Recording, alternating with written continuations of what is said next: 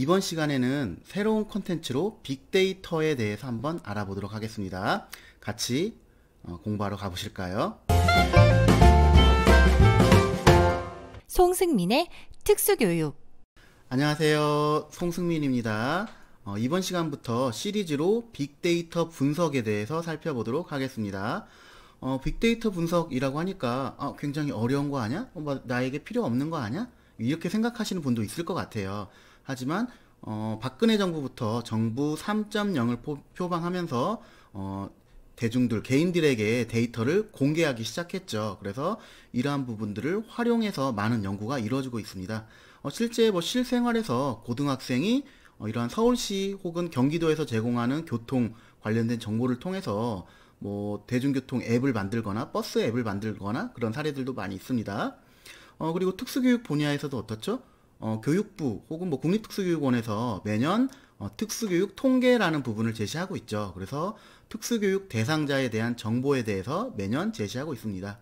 하지만 이 자료에서는 전체적인 경향성만 제시하고 있고 로우 데이터는 제시하고 있지 않은 경향이긴 합니다.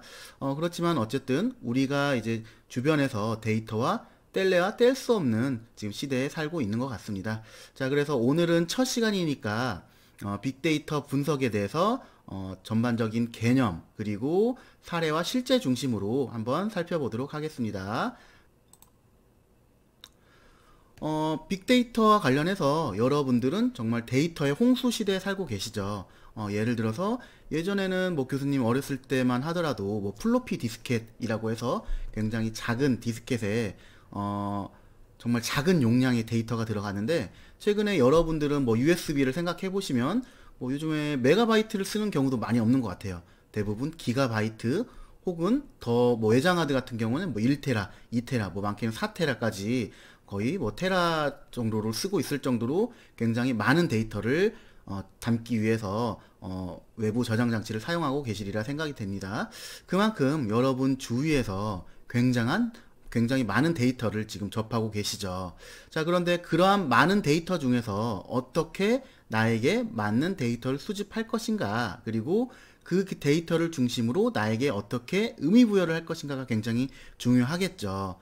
예를 들어서 여러분들도 친구들에게 데이터를 받더라도 거기에서 유용한 정보가 없다고 하면 정말 쓸모없는 자료가 되겠죠. 그러니까 그러한 정보에서 나에게 맞도록 재가공하거나 의미를 추출하고, 더 나아가서는 시각화를 해서 다른 사람이 볼 수 있도록 하는 그런 과정들이 필요하겠죠. 네, 그리고 이제 빅데이터의 자료 유형을 살펴보시면 그게 이제 정형 데이터와 비정형 데이터로 구분할 수가 있을 것 같습니다. 정형 데이터는 쉽게 말해서 여러분들이 숫자로 표기된 그런 데이터라고 특정 지어질 수가 있겠죠. 조금 통계적으로 말씀드리면 명명척도, 서열척도, 등간척도, 비율척도처럼 어떻게 이러한 부분을 척도를 측정할 것인가에 따라서 다양하게 제시를 하고 있습니다. 자, 다음으로 이제 비정형 데이터는 고정된 필드에 저장되지 않은 데이터로서, 예를 들어서 텍스트 문서, 정형 데이터에서는 이제 텍스트 문서를 어떻게 하죠? 명명척도 혹은 명목척도처럼 이거를 숫자로 부여하게 되겠죠. 예를 들어서 남자는 1이다, 여자는 2다, 이런 것처럼 숫자를 부여하지만 그러한 부분들의 의미가 있진 않죠. 예를 들어서 남자가 1번이라고 해서, 그리고 여자가 2번이라고 해서 숫자가 높을수록 좋다, 나쁘다의 개념이 아니잖아요. 단순히 이제 번호를 부여한 것이 되겠죠. 자, 그런데 이제 정형 데이터에서는 그 텍스트 자체의 의미를 찾을 수는 없는 단점이 있겠죠. 그래서 우리가 텍스트 분석을 어떻게 할 것인가, 그래서 이제 본 강의를 통해서 의미 연결망 분석이라는 주제로 한번 탐색해 보도록 하겠습니다. 그 외에 이미지나 동영상이나 음성 데이터처럼 정형화되지 않은 비정형 데이터가 있겠죠. 그래서 정형 데이터는 대표적으로 SPSS라는 통계 프로그램으로 분석하는 방법이 있을 수 있습니다. 다음으로 이제 비정형 데이터는 이번 시리즈 강의에서는 텍스트 문서를 중심으로 분석하는 방법을 살펴보려 합니다. 네, 그래서 이것을 의미 연결망 분석으로 해서 한번 어떻게 분석할 것인가에 대해서 한번 살펴보도록 하겠습니다. 빅데이터를 바탕으로 해서 활용한 사례들은 굉장히 많이 있죠. 그림처럼 이제 서울시 올빼미 버스라는 부분이 예를 들어 심야 시간에 버스가 이제 끊기게 되는데 굉장히 그 이후에 뭐 당연히 이제 주변 사람에게 전화를 하거나 아니면 택시를 부르거나 통화량이 증가가 됐겠죠. 이런 것들을 분석해서 그 경로 혹은 시간대를 분석해서 이제 올빼미 버스를 탄생하게 됐다고 합니다.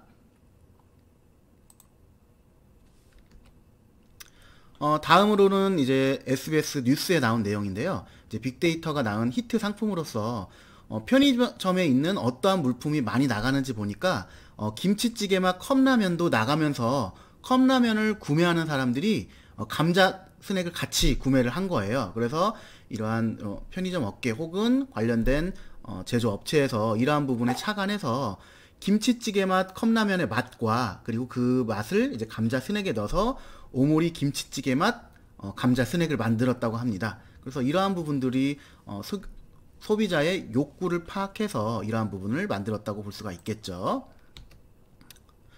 다음으로 이제 비슷한 내용인데요.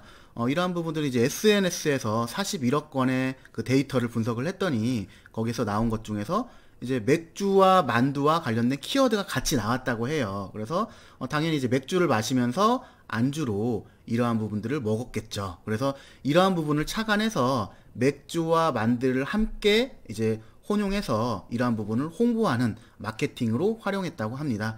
그래서 이런 것처럼 사실은 상업계에서 많이 활용이 됐겠죠. 예를 들어 마케팅 측면으로서 물건을 팔아야 하는데 단순히 이러한 개인적, 주관적인 생각이 아니라 객관적인 데이터 그리고 수많은 빅데이터를 통해서 이러한 부분을 활용해서 마케팅으로 발전시키는 그러한 부분으로 활용할 수 있을 것 같습니다.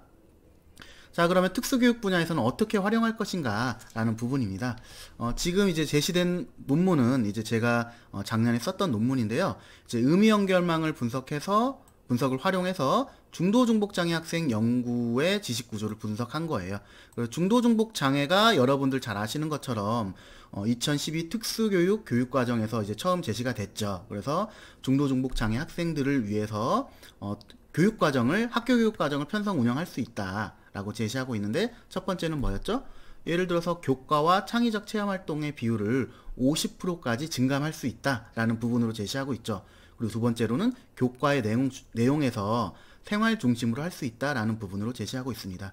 자, 그래서 중도중복 장애에 대한 연구가 굉장히 활성화되어 있는데 어떠한 경향성을 보이고 있는지, 어떠한 연구를 하고 있는지, 그래서 중도중복 장애와 관련된 연구 200편 정도를 수집했어요. 거의 이제 국내에서 연구된 대부분의 논문을 수집했다고 보시면 되겠죠. 그래서 200편 정도의 논문을 대상으로 어떠한 주제, 키워드로 분석을 했는가, 이러한 부분으로 이제 시각화를 한 내용입니다. 자, 그래서 어떠한 주제가 많이 했는지, 이제 여기에서는 지체중복 건강장애 학회에서는 이제 스컵스라고 이제 국제학술지다 보니까 좀 명문이랑 좀 병행하는 형태로 되는데, 어쨌든 이제 주로 사용되는 키워드를 이렇게 시각적으로 제시한 논문입니다. 자, 그리고 이제 키워드가 나왔을 거 아니에요. 그러면 그 키워드 간에 어떠한 연관성이 있는가.